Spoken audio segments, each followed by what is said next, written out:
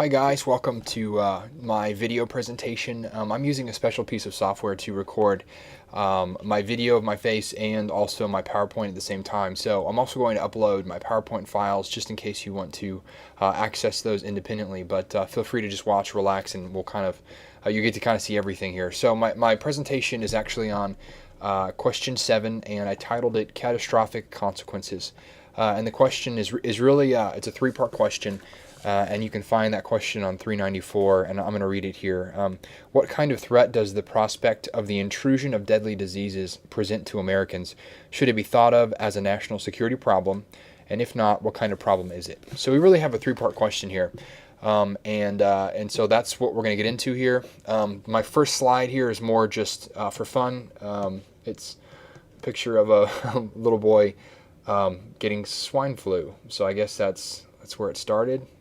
I just got a kick out of that. So my thesis, again, is going to, I'm going to lay out my thesis here, and just so we kind of know where I'm headed. The first part of my response would be that that the prospect of disease or health as a national security concern, it really falls into 2 different categories of threat. And the first category would be internal or domestic threat.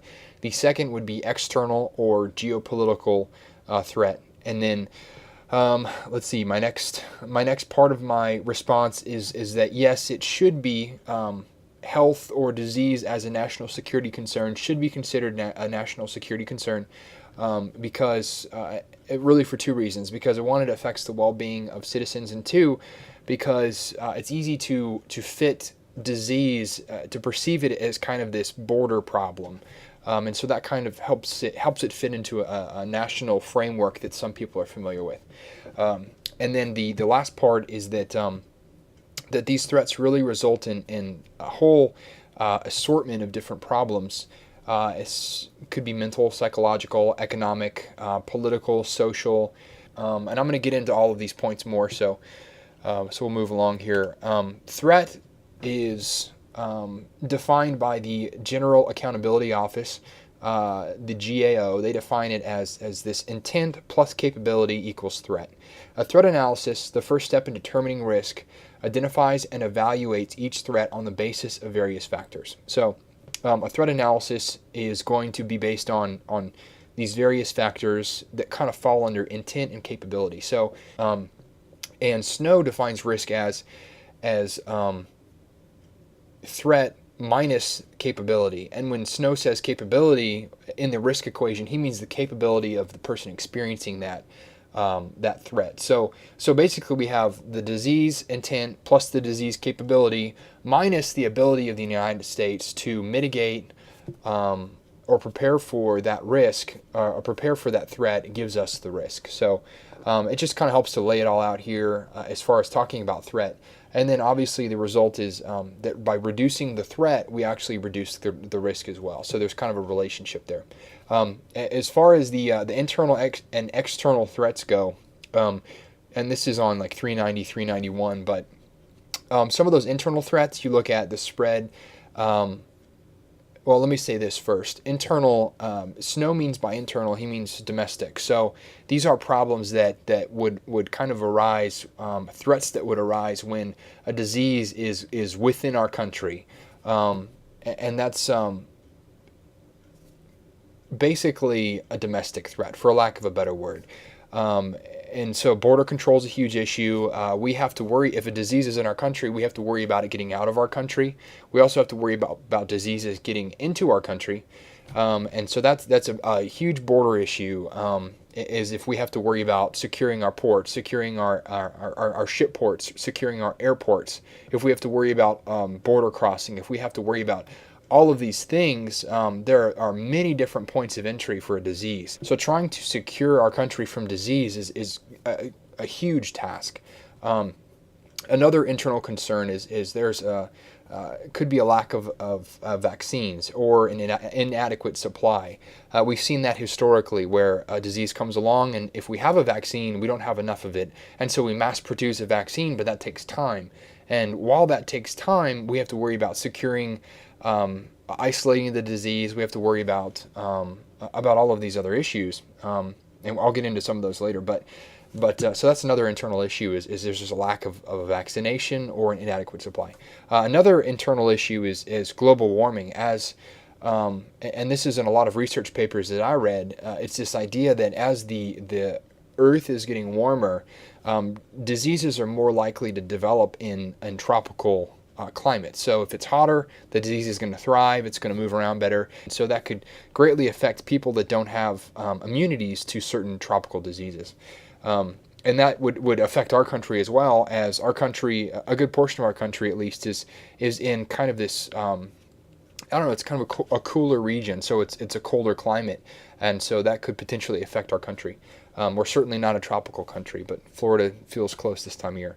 And then the last internal threat I have here is the effect it would have on our healthcare system, the effect it would have on our economic systems, the effect it would have on our political system, and these are these are all kind of exploratory. We really don't have. We do have historical examples, but the last major pandemic we had was in 1918, around World War I. So that was 90 years ago.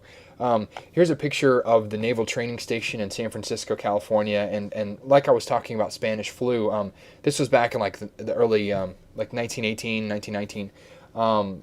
At this training center, they put screens up around the beds to try to stop the spread of the Spanish flu. So I thought that was kind of a good picture to illustrate people attempting to mitigate risk. Okay, so moving on, external threat. Snow mentions a few of these external threats. He mentions AIDS as a big example, in that it could have a destabilizing effect on underdeveloped countries. And he mentions all of Africa, really. Oops, sorry. So he mentions all of Africa, really, that AIDS could hurt a whole generation of future leaders. And if all of those future leaders, if life expectancy is short, people die early, then there's really a big void. There's no future leadership to take over. And having underdeveloped countries that are going through destabilizing effects, it's going to come back on the United States. And again, maybe another sub-issue of that would be marginalization in politics. So as Africa hurts politically from a lack of leadership, they're going to be marginalized. And that's kind of a sad effect of what happens. And maybe the last thing would be externally, it's really taxing on healthcare systems globally. So China and Brazil, which means that would affect China or Brazil as leaders in a global market. It would really affect the global market. I wanted to show this. It's kind of more fun than anything. It's an online game called Pandemic, and it's I don't know how I feel about it. It's kind of fun at first, and then you feel like it's a little inappropriate, because the whole point of the game is to pick a disease and try to actually infect the whole world. And there's actually a degree of it's kind of informational, because as you develop, actually, tell you what, I'll stop talking. I want to pull it up real quick and just show you the start of the game. It's kind of fun, and so I'm going to hit new game here. So as you play this game, you can choose, relaxed or realistic, and we're going to choose relaxed. So you can choose a type of disease. So we're going to go with bacteria. We can name it. So maybe we'll name it I'll name it after me, Ryan-itis. And so as you try to spread this disease, you have to actually, I'll click on this screen here, you actually have to develop different traits. So you can develop symptoms, you can develop resistance, and you can develop types of transmission. So it's kind of fun to just look at what's involved. Oh, before I get off the screen, you can see the little planes flying around. The planes can infect other countries and stuff. So if you have time, feel free to play this game. So back to the presentation. Okay, so we can look at some of the risk reduction.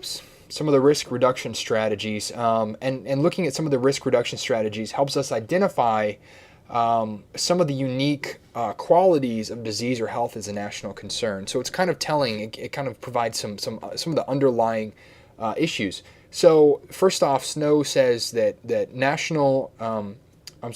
He says that disease or healthcare as a national concern, a national security concern, is unconventional. So the reduction strategies are going to be, they're not going to be traditionally what you'd see with other national security concerns. And some of the examples of that would be you have to include medical personnel into the federal incident command system, and that's difficult. You have this network of doctors and hospitals and hospital administrators, and some are private, some are public, some are charities. How do you fit all of that into a unified national response to a disease? Well, it's difficult. It's really hard. And typically, first responders train, but medical personnel don't train. Not medical personnel, but like family pediatricians or family doctors, they don't train like first responders do for natural disasters. So there's a little bit of a void there. The rapid deployment of vaccines, it's unlikely, and so that kind of counters the rapid deployment of troops. The United States prides itself on being able to rapidly deploy troops. Well, deploying a vaccination is a little different. Sometimes it's not going to happen as fast, so that's different. You have the psychological effect, and there's a lot of false reports. So if a pandemic is spreading, there are a lot of people that are going to report having symptoms, but it could be the common cold, it could be the flu, and so you have to have information systems developed to deal with all of this information. You have this development of information. I'm just talking about that. Sorry. You have a long-term commitment to eradicating disease. Basically, what I'm trying to say here is that it just takes a while for this disease, whatever it is, to become eradicated. It just takes a long time. The military really doesn't play a lot in the response to a disease. And then also, I just wanted to mention that the non-traditional equipment that's needed for first responders. So a lot of the filtration equipment, some of the protective suits, you would have to have this rapid distribution of masks and all kinds of equipment to keep health workers safe. So those are just kind of some unique qualities of disease as a national security concern. So I've been talking like it's already for granted because at the beginning I said it is a national security concern. So I just wanted to talk a little more about it. Yes, it is a concern, and I wanted to just point out a few definitions of national security, and this is a quote from Harold Brown, the former U.S. Secretary of Defense. He said, "National security, then, is the ability to preserve the nation's physical integrity and territory, to maintain its economic relations with the rest of the world on reasonable terms, to preserve its nature, institution, and governance from disruption from outside, and to control its borders." So that's kind of a multifaceted definition. Thomas Hobbes in his work, The Leviathan, he said that national security really just boils down to lasting peace. And then Snow says of national security, he says, arguably the most basic purpose of the state is to provide for the physical safety or security of itself and its people. For the state, and the state is clearly the designated political element for doing so. So, without a doubt, the prospect of disease as a national security concern, it really qualifies under all three definitions. And then you also have this historical precedent for qualification, and it really is evident looking at some of these past events that disease can test the peace of a nation. You look at the Black Death, the bubonic plague; it killed a quarter of all humans. The Spanish flu back in 1918 to 1923, it killed somewhere between 20 to 40 million people. 675 of those, 675 Americans died. If you were to convert that to today's population, it would actually be 2 million people. So it's a huge amount of people. But obviously, disease can test the peace of a nation when you're looking at that many deaths. So what are some what would you hear maybe as some of the counter arguments here? What I've mentioned, there are examples of disease outbreaks affecting population. So historically, there are examples. Well, some people say that the examples of disease are really over-exaggerated, and they're not really a realistic threat, and that you could argue that it's been 90 years since we had a pandemic, so maybe we shouldn't focus resources on it. Something else I've talked about is it's global, and it affects huge populations all over the world. For example, AIDS. And then maybe the counter to that would be science has evolved to the point where diseases are no longer a threat. So it's really easy for scientists and doctors to work together. We're all smart these days. We can come up with a vaccination, so let's not worry about it. And you could even probably use swine flu as an example, as we developed a cure, and then it was deployed rapidly, somewhat rapidly. So you could argue that it's not a national security concern. Another point I've made is that actually I haven't made this point, but I'm about to get there. But little preview. But disease is not really at the forefront of national security debate, and even though it has the potential for catastrophic consequences, the counter to that would be that there's just a competition for resources, whether that's intellectual resources or military or financial or whatever it is. There are finite resources, so we have to pick the best things to apply the resources to, and disease falls at the bottom. So that would be the counter to that. Mitigating the risk of disease is outside the normal realm of conventional national security. That's obvious. It's this kind of non-traditional, unconventional national security concern. The counter to that would be it's really hard to prepare for disease because it's not really yet a risk. So we can't prepare for it, unlike other things. So why should it be a national security concern? So those are just kind of the two-sided argument there, just a little quick picture. I just wanted to talk a little bit about why it's ignored so much in the national security debate. Snow says it really lacks for two reasons: health or disease security lacks immediacy, and then it also lacks personalization. So again, the last major pandemic was 90 years ago, and resources are limited. Another issue or another reason it's ignored: there's a lack of personalization. So the AIDS pandemic is thousands of miles away. It doesn't really affect. I mean, it affects people in the United States, but not. We're able to kind of control some of that risk, and it's really not an issue like it is for other underdeveloped countries. And then I wanted to throw this in there. Snow doesn't mention this, but I think there's a big push now to promote health versus disease prevention. So I think that's kind of just a recent trend, but I wanted to point that out. So we're getting close to the end here. I think this is the last slide. So the road ahead, what does it look like? There's a great article I put here. It's about the globalization of disease as a security concern. It's really fascinating, and I think if you have a little bit of time, it'd be fun to skim through it. But there's definitely a move to international cooperation towards a global effort. Another kind of future concern is that you have conflicting interests of international communities and states.